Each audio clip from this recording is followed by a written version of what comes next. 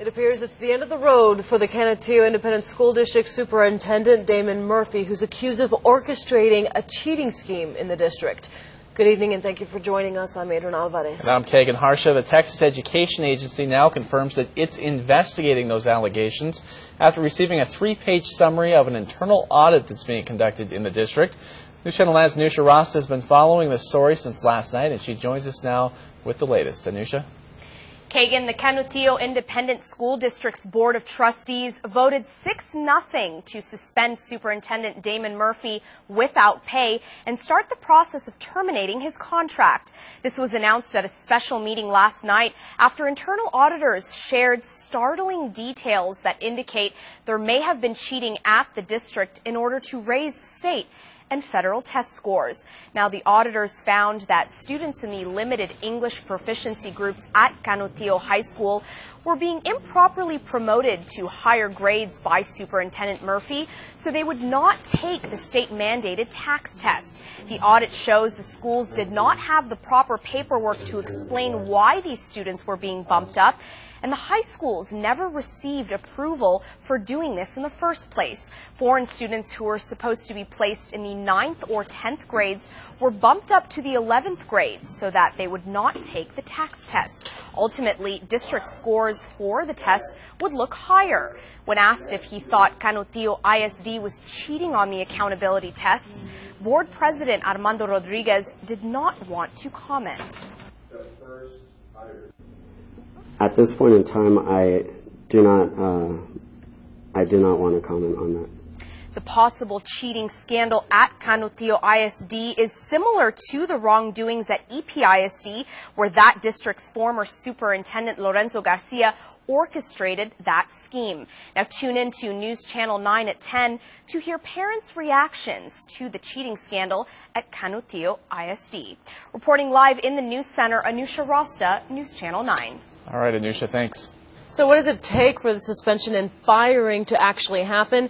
We turn to Canutillo ISD's policy manual. The board may terminate the superintendent's contract and discharge him at any time for good cause, as determined by the board. But the superintendent shall be given reasonable notice in writing of the charges against him and a detailed explanation of the district's evidence.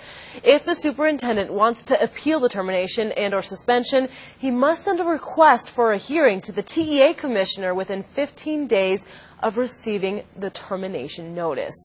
Now, according to Murphy's contract, he was supposed to continue working as superintendent through June of 2014.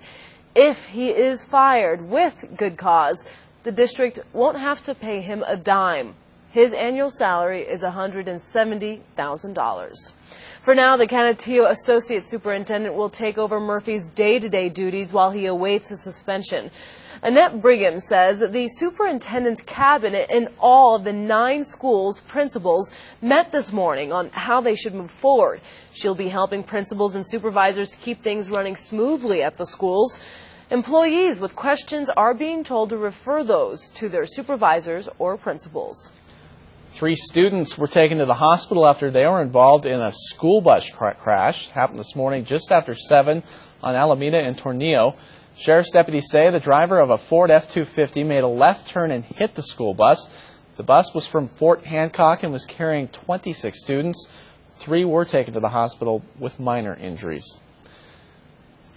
Well, it's another nice day here in the borderland. We've been talking about a big change headed our way, however.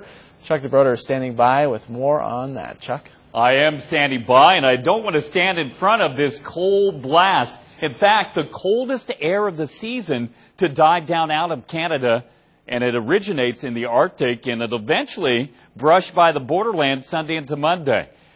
We will see temperatures pretty close to these numbers again tomorrow, and a little bit cooler on Sunday, but it looks like a warm weekend. 68 the official high today in Las Cruces, 72 in Juarez. Overnight low 42, lighter winds later on, a little breezy this evening, and slightly breezy again tomorrow. Your full forecast is on the way. All right, thank you, Chuck. Well, today kicked off the beginning of 76 days of live horse racing at Sunland Park in New Mexico, which means plenty of betting and money will be exchanged, but the bucks do not stop at the track. They impact the economy tens of millions of dollars at a time. News Channel 9's Kay Recede has the scoop about this year's horse racing season. $62 million, that's how much Sunland Park officials say was bet on last season's races.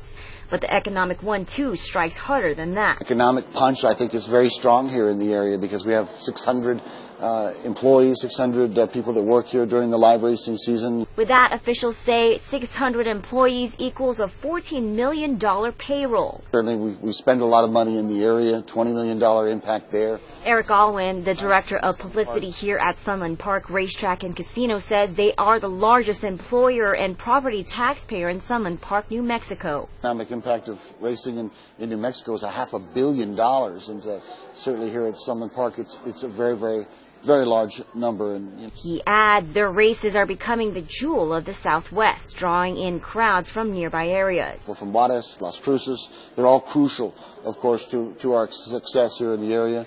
All in all, the state received more than $298 million in gaming tax revenue through June 2012, an economic boost that will last for 76 races this season, up until April 16, 2013. It's a good economic model, a good engine, and we're trying to continue to offer the very best to our fans.